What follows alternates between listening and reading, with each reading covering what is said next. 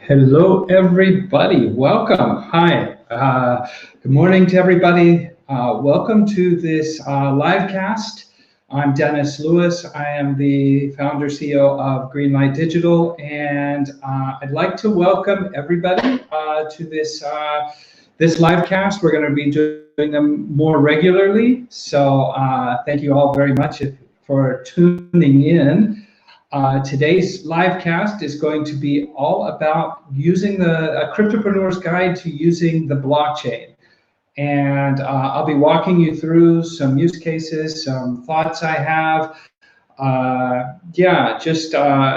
Feel free, everybody, to jump in and leave comments and questions in the various channels that we're live streaming to. I have a big hearty welcome to all of my followers on LinkedIn. We're live streaming to LinkedIn.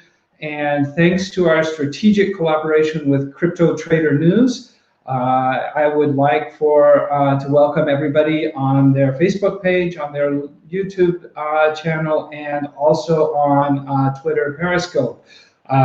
Lots of technology going on in the background. I don't know if it's all going to work. I sure hope so, knock on wood. If it does, we'll be really pleased. There should be a recording of this as well, but don't count on it, so don't leave. If you're tuning in, stick around, chime in. We have Tony moderating comments.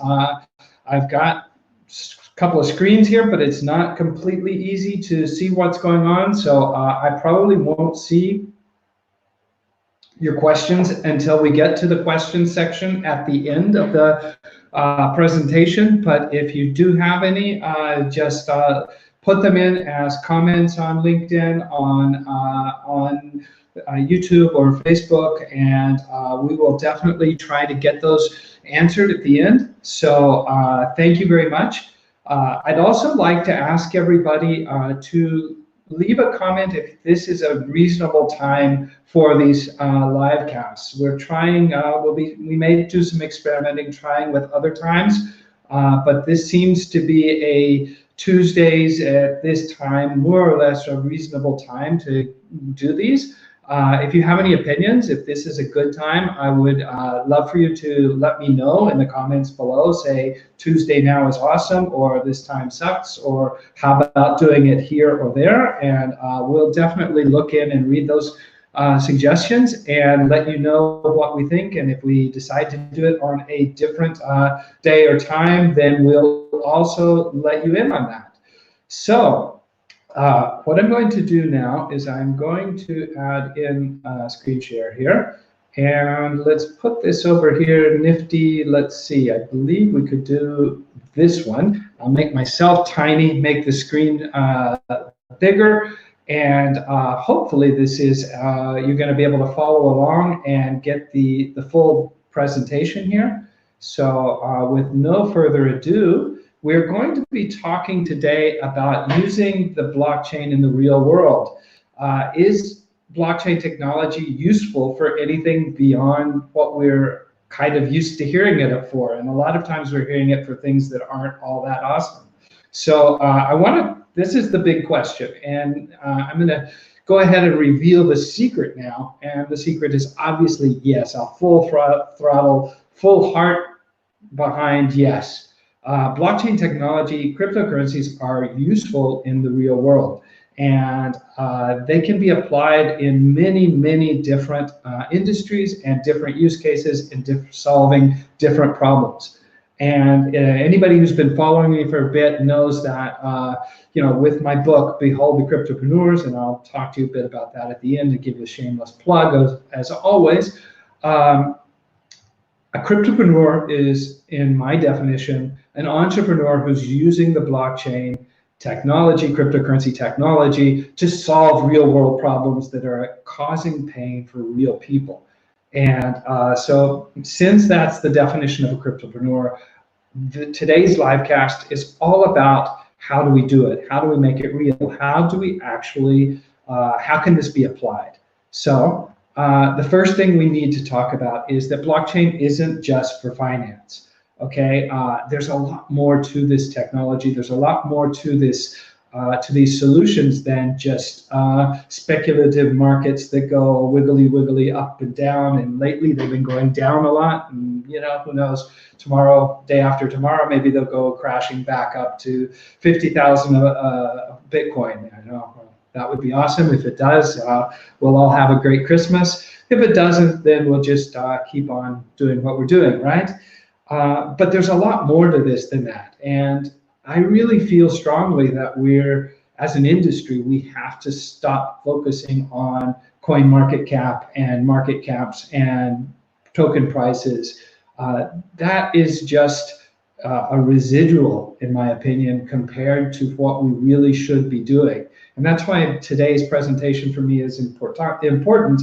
And I want to talk to you about, why blockchain isn't just for finance. First of all, there's data. It is an immutable data store. That means that when you store something on the blockchain, be it a transaction, be it something in a smart contract, be it something in a data store that is linked to a blockchain, it's going to be there forever. Basically, it's going to be there as long as that blockchain technology exists. So that has lots of real world uses. It also powers transactions. So that means marketplaces and supply chains can leverage this technology in a really powerful, unique way. And then lastly, but not leastly, it can incorporate processes, if however you want to pronounce that, using smart contracts. And we're actually going to be, one of my next the live casts a week or two from now is going to be all about smart contracts. But these characteristics of the technology allow us to build solutions that go far beyond just a typical application. And so let's start talking about that. And let's start thinking about solving real problems in the real world. And by that, I mean, we have to quit thinking that the technology is only for the technology's sake. We have to be focused on the people we're serving. All great businesses become great because they serve people, they serve causes, they make the world better for, in tiny little ways or in big ways. It doesn't matter, but they take whatever it is that they know how to do and they use it to make people's lives better. And that's the real, when we really start doing that in this industry, that's when we're going to really see it flourish. That's when we're going to see adoption, and that's where we're going to see powerful changes come about. So with that in mind, payments are awesome, but blockchain is much more. It's immutability. So using the blockchain is perfect for proving authenticity and ownership. So, we'll talk about, think about titles, think about, property deeds, think about collectibles, think about a lot of different things. The immutability of the blockchain really lends itself to that. That's one very powerful concept. Another is automatic transactions. And when I say automatic, I say, think about a business process that just happens, okay? When X happens, Y happens. And it's an algorithm. That's a simple, if you did high school algebra, X plus Y equals Z, that was a formula. Well, we can take formulas and create business processes that use them. And we can launch these processes onto the blockchain and they'll become automatic. So we'll talk a little bit about how that works and why that is so interesting. Another key concept is decentralization. So, when a system, when a technology, when a process relies on any single element to function, then it is vulnerable because that single element makes it vulnerable.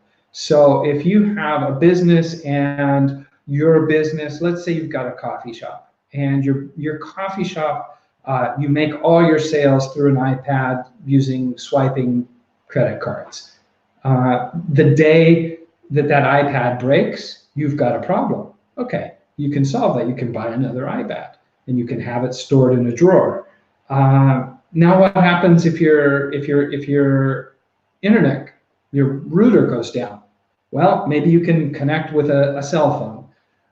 What happens if, not only does your router go down, but Square has an outage and none of the cards are swipeable? Well, these are all examples of single points of failure. Decentralization eliminates that. It spreads all of the technology across a network of nodes that works in conjunction and synchronized in a manner that if any one of them fails, the network continues to function. Now, blockchain there still is a communications layer that is a problem for any specific client. So if your internet connection goes down, you're not going to be able to process transactions on the blockchain unless, of course, those transactions are actually communicating through a smart contract, which exists on the blockchain. And in that case, it would be resilient regardless of whether you're still connected or not. And the proceeds would get to your wallet, and when you connect your wallet, you'd have your money. So these are ideas that are very powerful. These three ideas are very powerful, and when you combine them, you can do amazing things. So the blockchain is all about powerful tools for implementing really new, cool, exciting ways of doing business. And this livecast, my goal is to kind of just open your eyes a bit and talk about some of these ideas and some of these ways. So let's start off with something let's start off talking about supply chains. And there's two big areas here where the blockchain really stands out.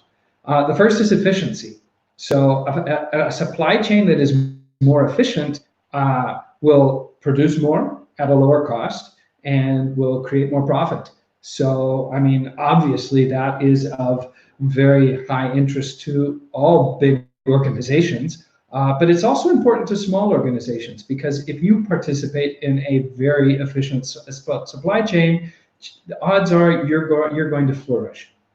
The blockchain allows us to do things like streamline data flow. It lowers IT costs because you're spreading these transactions out across the network. You're not having to maintain all the servers. That's great for your business.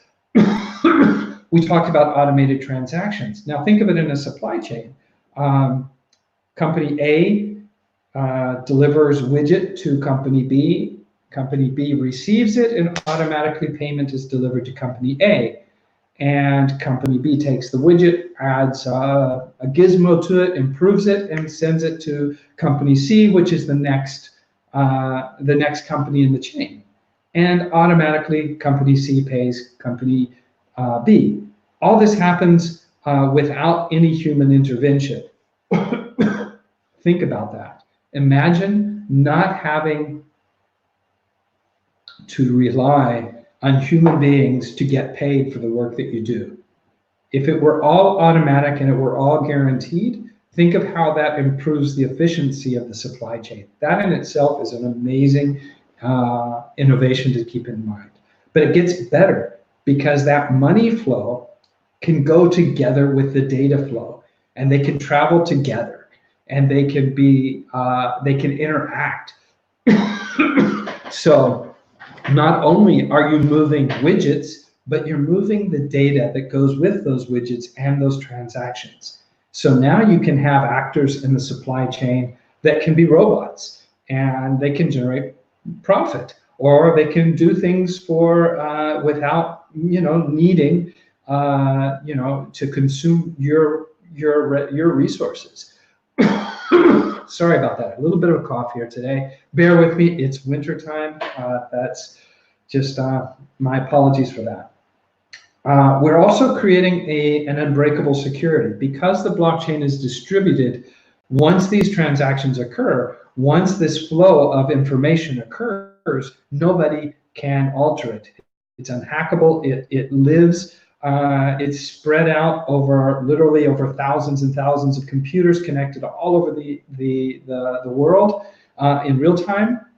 So as those transactions are committed to the blockchain, which is the accounting system, what you're doing here is you are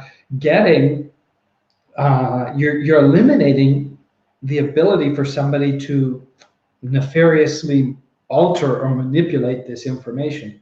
It's there, it's immutable, it's not going anywhere. It's tamper-proof.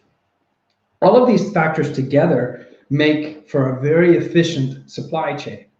But we go farther. We can talk about traceability. Okay, one of the cool things is that the blockchain not only records this information, but it's visible for all stakeholders. And there are different blockchains and different technologies, and some are more anonymous, some are more traceable, some are more visible. I'm not going to get into the specific details of different technologies, but imagine the ability to, just like you're tracking your FedEx delivery, you know, you buy a can of dog food on Amazon and you want to know when it's going to get to your house. You go, you click the link, and boom, there it is. It's in the van. It's on its way. It'll be delivered today. Well, imagine an entire supply chain with that kind of traceability, with the same characteristics, being immutable, having an immutable data store, so that you know when that widget has gone into this warehouse, it's there. And you know, warehouse can't go in and say, oh no, we didn't receive it, and cook the books. No, it's on the chain. You received it at such and such a time. We can tokenize elements as well. So you could have widgets that are represented digitally on the blockchain and keep track of them. So maybe each widget has its own entity.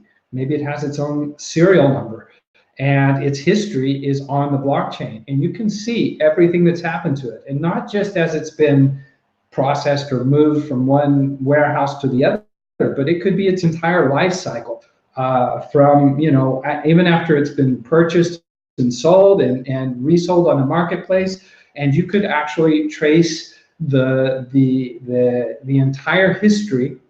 You know, imagine your car, you know, being able to know every maintenance that was done on your car all the way through, you know, every oil change, every time you've changed the transmission fluid, every time somebody's, you know, put on new tires. It's all recorded on the blockchain, and the next time you need to buy a used car, you can go in and you can see, was this car well maintained?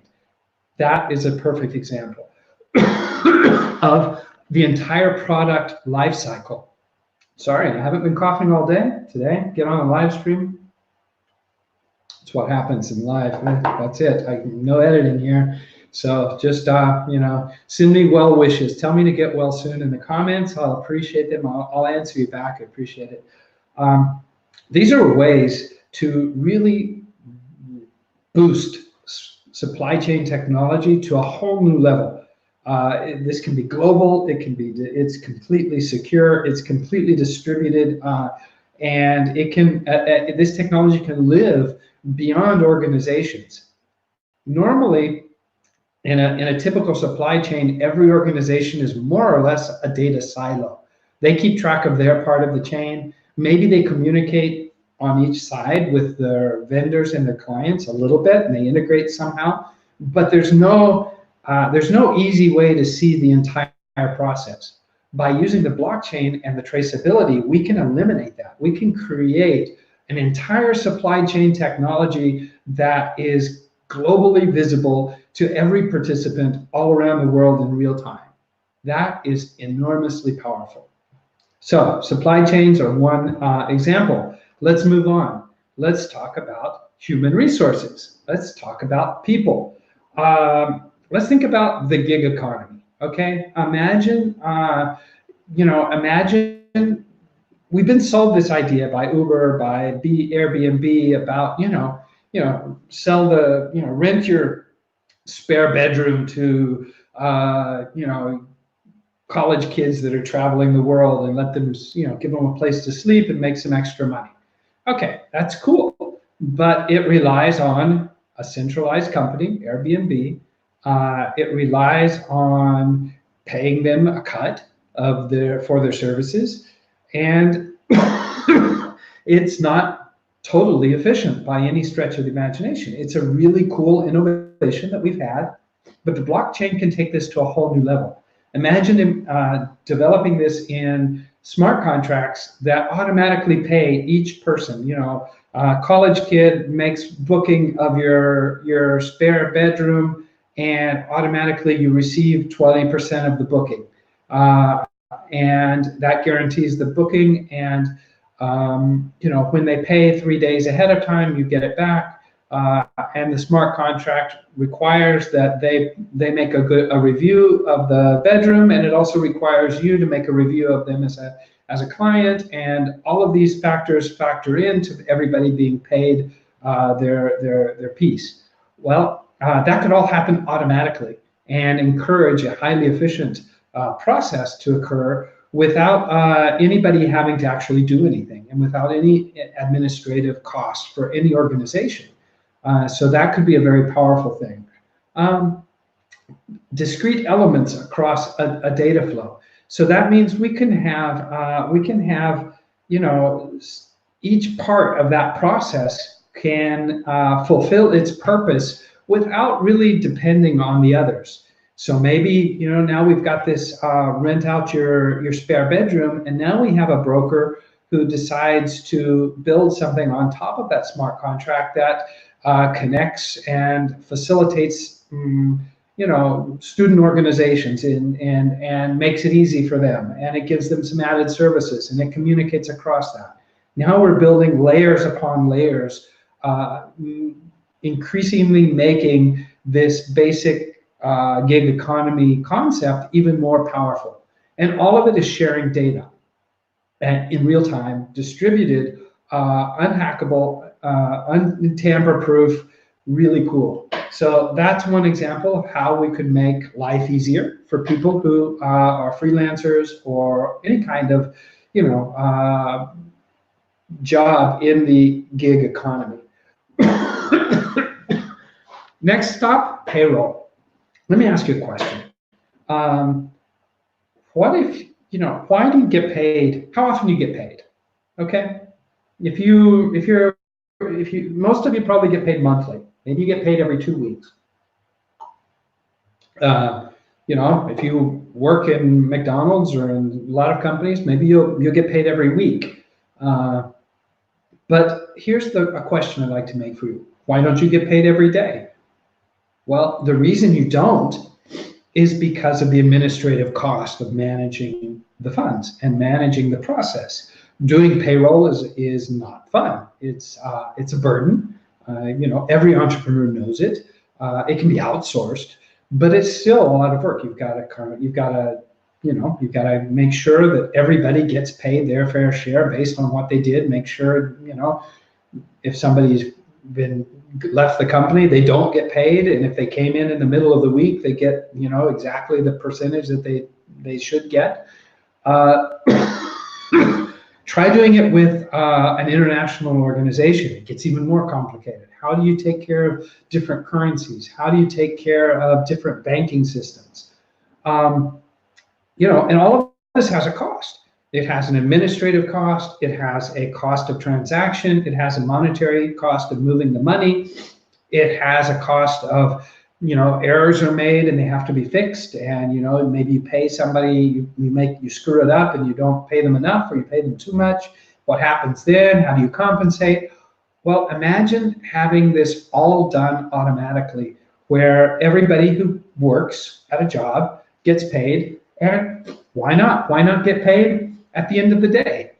I mean, you've done the work. Wouldn't that be better for employees? As long as it doesn't make it harder for the company, if it's easier, if it's more efficient, then that makes life better for your employees. They'll be more motivated. They'll feel, you know, they're not worrying about making it to payday, because every day is payday. So think about this. These are ways that this could be completely automated across the blockchain. Proof of work. So how about just proving that you actually did what you said you were supposed to do? You could have, imagine integrating blockchain technology into your business process so that when important milestones are met, they're recorded on the blockchain, and that is permanently recorded in each employee's record, and it takes care of, maybe that goes into your quarterly bonus, maybe it goes into your incentive plan, maybe it's, it could be as complicated or simple as you want to make it, but it could all happen seamlessly across the organization or across multiple organizations, and really reduce the burden of administrating human resources inside a company or across multiple companies, and at the same time make life easier for everybody. Make it easier for the people managing the management of the company, and make it easier for the people that are working in the companies. So human resources, a really cool place, a really interesting way of taking the blockchain and making life better. Let's move on. Let's talk about something that is of vital importance to everybody: healthcare. Okay, and here I'm going to tell you, I'm going to be open and honest here. I'm an American. I grew up in New Mexico. By the way, anything weird you notice about me, maybe this flaming red cheeks, it's all due to the aliens. I was from a little town not far from Roswell, New Mexico. Those spaceships flew over my hometown before crashing and going off to Area 51. That's probably what caused this. Other things, anyway. As an American, I know how terribly, awfully, horribly expensive healthcare is. But I've also lived abroad, and I've seen other systems, and I've seen European, healthcare in Europe, and definitely, I'm all for global, universal healthcare. I think it's a right. I think nobody should die or should suffer because they don't have the economic resources, and it can be done, and it is solvable. But there are other sides to the equation as well. It doesn't have to be complete government organizations. It can be a mix. Anyway, I'm getting off topic here. But the blockchain technology can also be enormously beneficial for improving, regardless if we're talking about, socialized medicine in, the UK, mixed systems like in Spain and other European countries, Singapore, or completely private, kind of like in the States, or sort of private. Data flow is essential in all those cases. Data ownership and sharing. Okay, I mean, why the patient? You should own your data. It's important that. And hey, I'm not sure if everything is still going here. Anyway, I hope it is. I'm going to just keep on talking. And even though my camera seems to be a little bit flaky, so if I'm not coming across well, somebody should ping me and let me know. Otherwise, I'm just going to assume that we're still live here, even though I'm not seeing my face move here in the camera. Anyway, this is benefits of being live. I'm going to pull this up over here just in case, so I can see. And hold on here.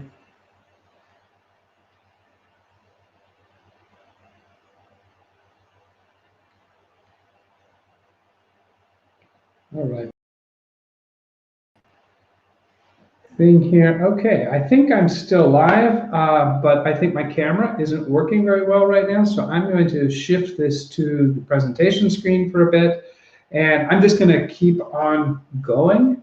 I can't actually see my messages coming in right now, so if there's a comment or anything, please somebody send me a private message on the chat inside here in the streaming application. That will get to me. I can see those. So by the way, there was a comment here from somebody saying howdy, so I'm going to show that up here. Hey there, Meredith, I know who you are. Howdy, welcome.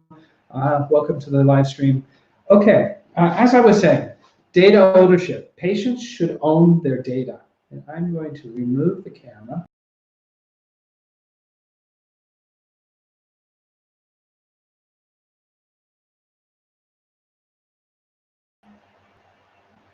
Okay, am I back here? I think it's just the camera that's gone down and not the audio. I'm hoping we're still good. Anyway, let's keep going. Data ownership. Patients should own their own data. Test results, health data stored on the blockchain in encrypted format so nobody can see it unless you decide that they deserve to see it. You control your information.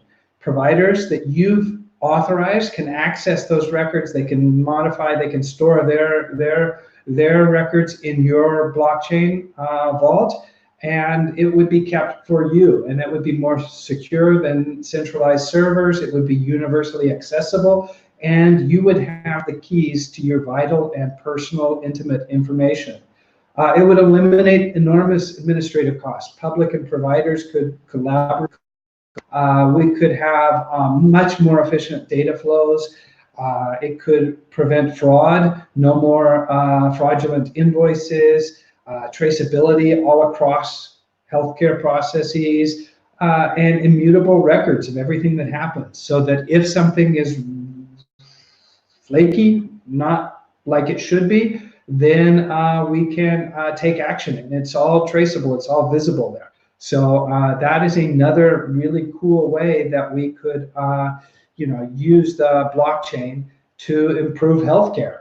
And if we do that, that will touch literally millions and millions of lives all around the world, all over the world. So really cool stuff there. Next thing I want to talk about is democracy. And I want to talk about using the blockchain to prevent voter fraud. Imagine if every vote was immutably recorded on a chain in an anonymous way, but in a way that we can check that it was actually a valid vote by a true citizen. Real-time vote tabulation, so that we won't be relying on archaic systems. It would be distributed so that it wouldn't be influenceable by foreign intervention, and Putin could keep his hands out of our elections. We could use this technology to stop campaign finance fraud, increase the transparency. What money is going into our democracy, into our elections? Well, if it were all on the blockchain, imagine also having all of government spending available on the blockchain, so that we could check and we could see where our money's going, and we could do forensics on it, and we could see if there's being money siphoned off or going somewhere. I mean, that would be truly amazing, powerful stuff. Allowing citizens to control their own data and to interact more directly with public policy. These are all ways that we could use the blockchain technology to really skyrocket what it means to be a democracy, and to really improve the lives of people everywhere. I mean, these are fundamental ways that we could make an enormous difference all around the world. So these are examples of blockchain technology and how we can make it truly awesome and impact on society. So the faster money flows, the more you stand to profit. Think about how we can do this and use it in your business, in your industry. The more efficient data flows and the faster transactions occur, the better it is for everybody. And the more transparent it is, the more traceable it is, the less opportunity there is for cheaters and for scammers. So, got to here, it's time to talk about questions. And what I'm going to do is I'm going to take down for a moment, I'm going to take this down. And let's see, am I back on camera? I'm not sure if it's actually working yet. So I'm going to see if I can get my questions up here. And there we go. And I'm going to really working hard right now, but I'm going to see if we have any questions. All right, so here I am. Let's see if we've got any questions coming in.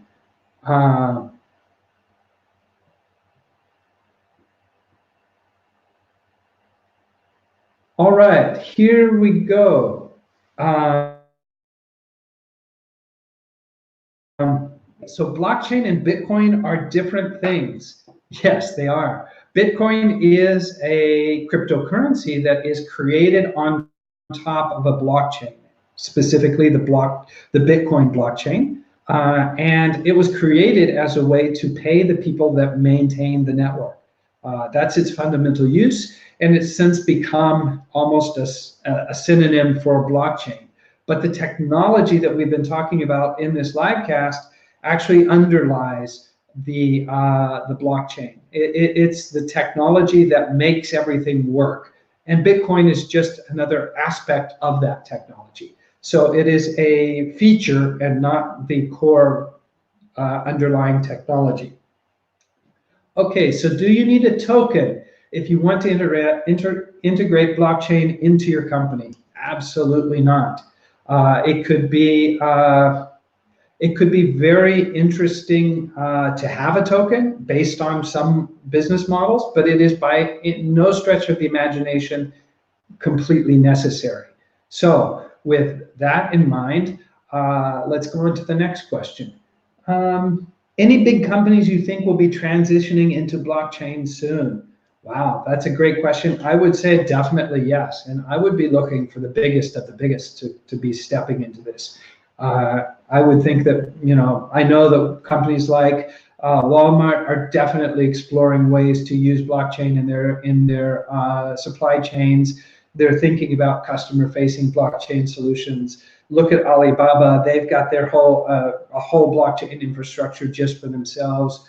Big players like IBM and Microsoft are behind technologies in the blockchain space. So yes, this is just getting bigger. But I would say that where the real power is in empowering the smaller people, the smaller companies. This is an equalizing technology. It allows companies to play on a more even playing field. So both companies, big and small, can take advantage of the blockchain. Is blockchain the biggest revolution since the internet? Yeah, and I'm seeing that my camera is not working very well. I'm not sure what happened there, but you're getting to see my book there in the background. And look, you can look at my frozen face if it's still there.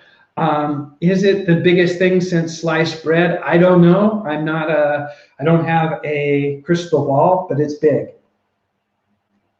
It is a fundamental game-changing technology. Is it nanotechnology? Is it biotechnology? I don't know what the biggest is. It DNA, gene altering? I don't know. I don't know which ones are bigger, but this is one of the big ones. And the last question I see here is how to address the scalability issue. And what I would say is there is a scalability issue. It is being, it is a focus industry. There's a lot of projects out there working on it. I don't think that is something that should stop anybody right now. People are asking, but I can't do thousands and thousands of transactions per second on blockchain today. Well, I would say, how many thousands of transactions are you doing in your business today? Probably not that many. So yes, there are issues. No, it's not a game block for getting involved in making this part of your business. So with that in mind, and given that I think we're kind of staring at a frozen Dennis right now, I am going to close this broadcast for you. I hope you've enjoyed. Please leave some comments, leave me some feedback. It's really great for me, and I appreciate it. Thanks a lot. See you next week, and talk to you soon.